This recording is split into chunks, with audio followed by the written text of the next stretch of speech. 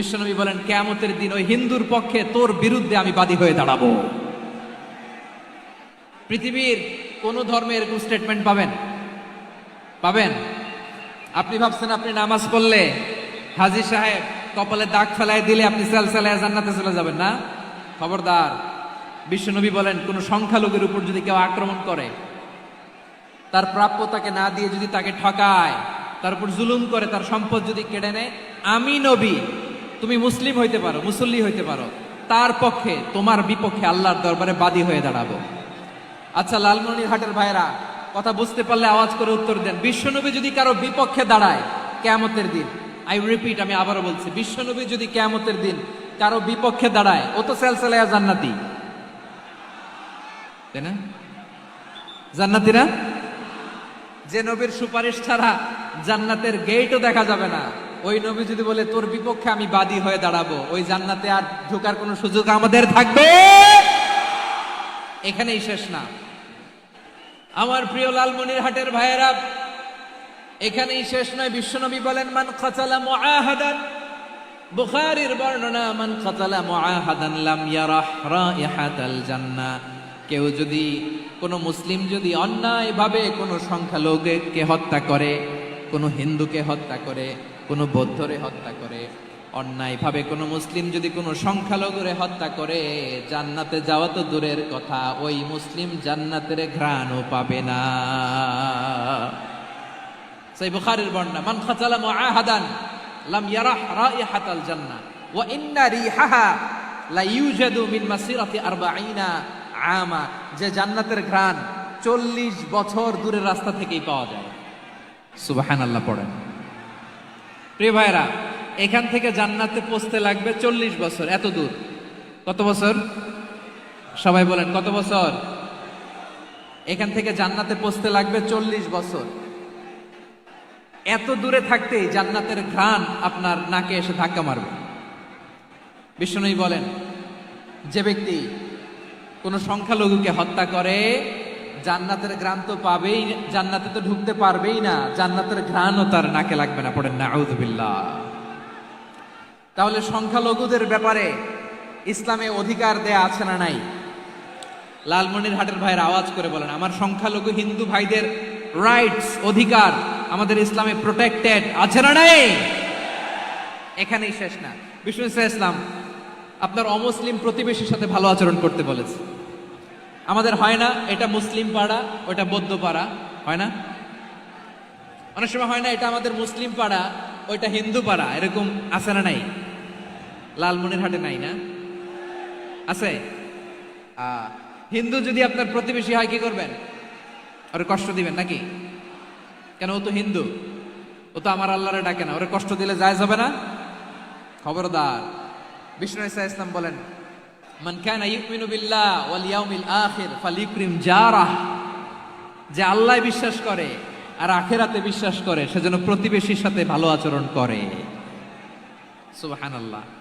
কলিজা জুড়ায় যায় না আমার নবীর কথাগুলো শুনলে? যে আল্লাহ বিশ্বাস করে, যে আখিরাতে বিশ্বাস করে, সেজন্য প্রতিবেশীর সাথে ভালো আচরণ করে। এখানে বলছে মুসলিম প্রতিবেশী বলছে, নামাজি প্রতিবেশী বলছে, আল্লাহওয়ালা প্রতিবেশী বলছে না। প্রতিবেশী আস্তিক হোক নাস্তিক হোক, প্রতিবেশী মুমিন হোক মুশরিক হোক, প্রতিবেশী হইলেই তার সাথে ভালো আচরণের দরকার আছে না নাই? আমার প্রিয় লালমনিরহাটের ভাইয়েরা, বিষ্ণু ইসলাম ওনার ইহুদি প্রতিবেশীদের দেখাশোনা করতেন। আওয়াজ না শোনা যাক, আমারও তো দেখা যায়, আমারও তো দেখা যায়। তাকায় থাকেন, তাকায় থাকলে সওয়াব হবে।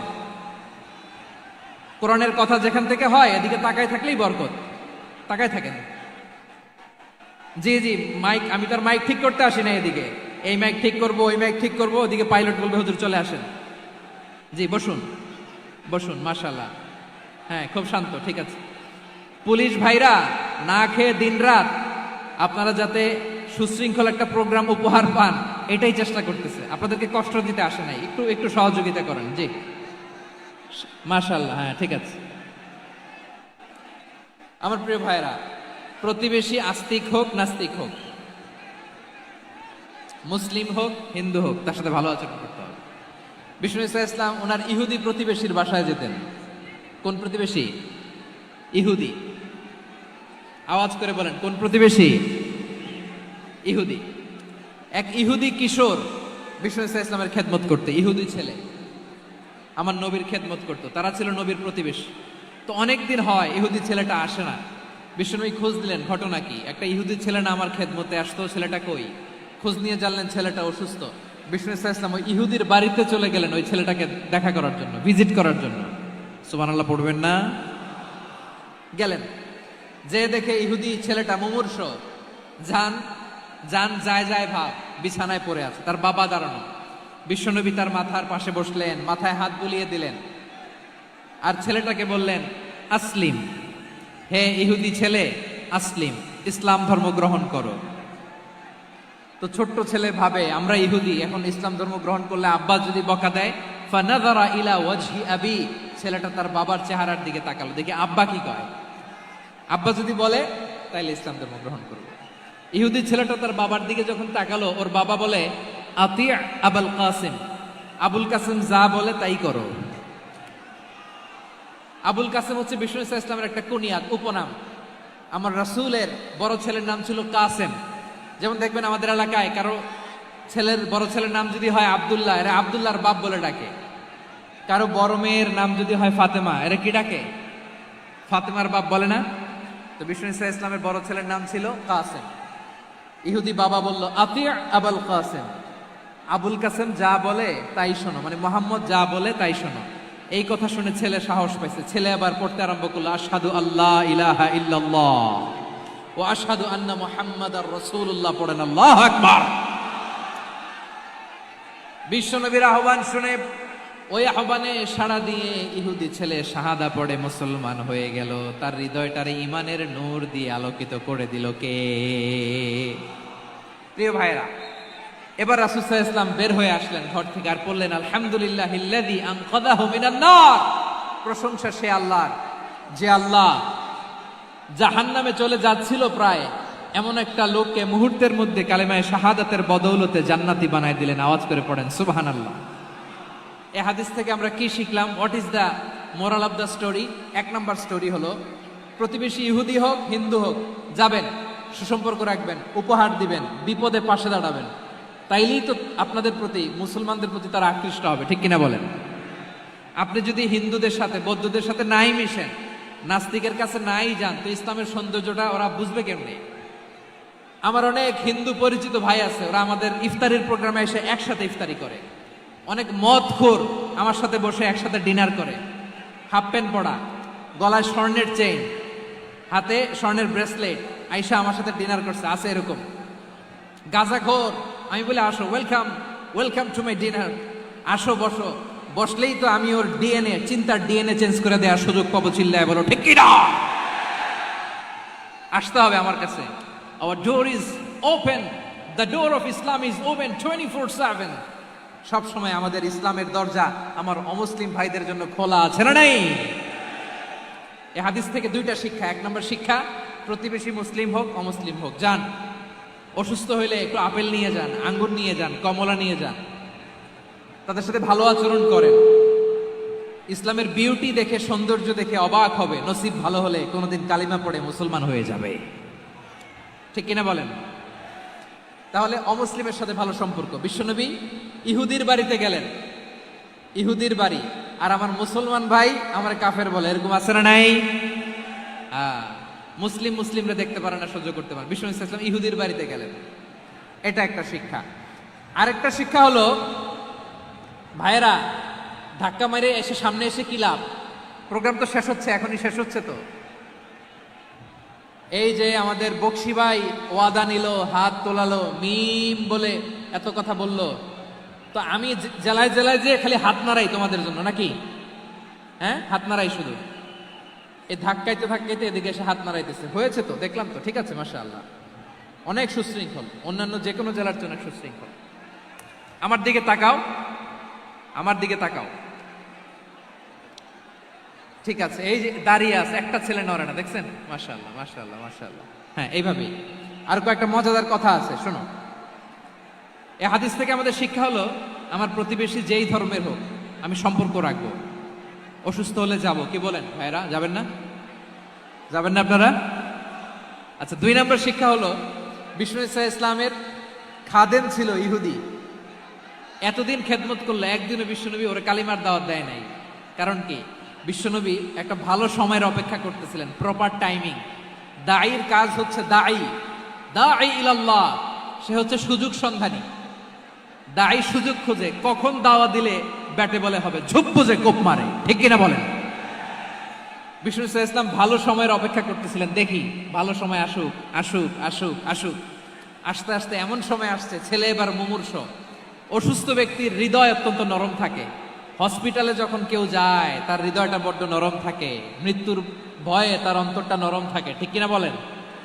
এই প্রপার টাইমিং এর অপেক্ষা করতেছিলেন, যখনই টাইমিং পেয়েছেন দাওয়াত দিলেন, পড়ো লা ইলাহা ইল্লাল্লাহ, সুবহানাল্লাহ পড়েন সবাই। তাহলে ইসলাম অমুসলিম প্রতিবেশীর সাথে ভালো আচরণ করতে বলে। ইসলাম অমুসলিম মাতা পিতার সাথেও ভালো আচরণ করতে বলে। মাতা পিতা যদি অমুসলিম হয় তারা ফেলে দিতে পারবেন? পারবেন?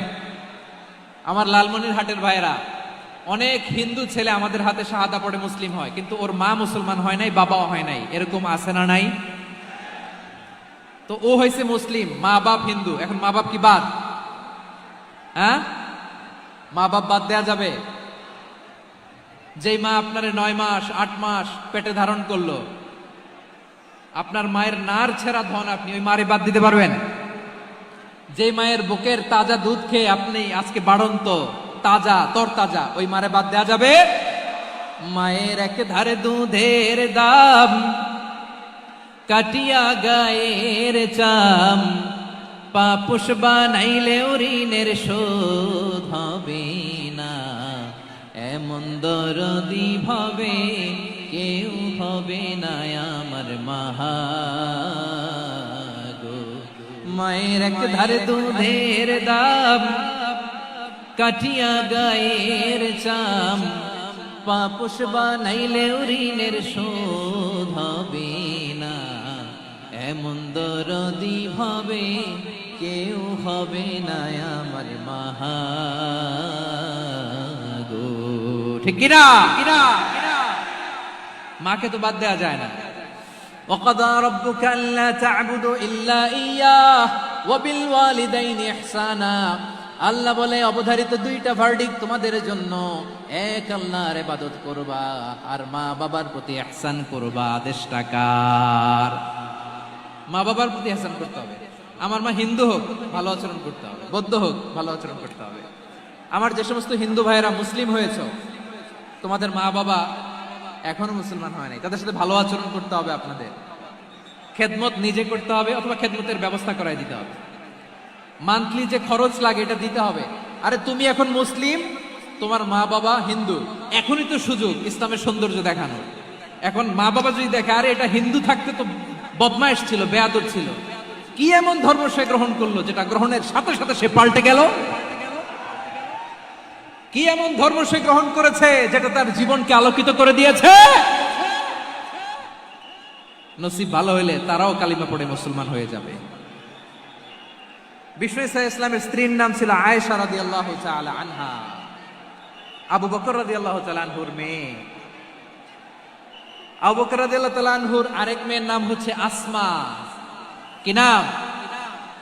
দুজনই আবু বকর রাদিয়াল্লাহু তাআলা আনহুর মেয়ে, আসমা আর আয়েশা। নাম দুটো কেমন লাগে? আসমা নামটা কেমন লাগে? আয়েশা নামটা কেমন লাগে? সবার ভালো লাগে নাই? নাম দুটো আপনাদের ভালো লাগে? লালমনিরহাটে অনাগত যদি কন্যা সন্তান হয়, যদি মনে চায় আসমা রেখে দিতে পারবেন, যদি মনে চায় আয়েশা রেখে দিয়ে।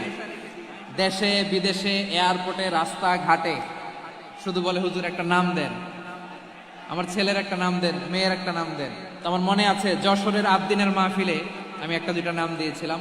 আজকে লালমনিরহাটের এই প্রোগ্রামে কন্যা সন্তান যদি হয় 2টা নাম দিলাম, আসমা কিংবা আয়েশা। ইনশাআল্লাহ পড়েন। 2জন বোন,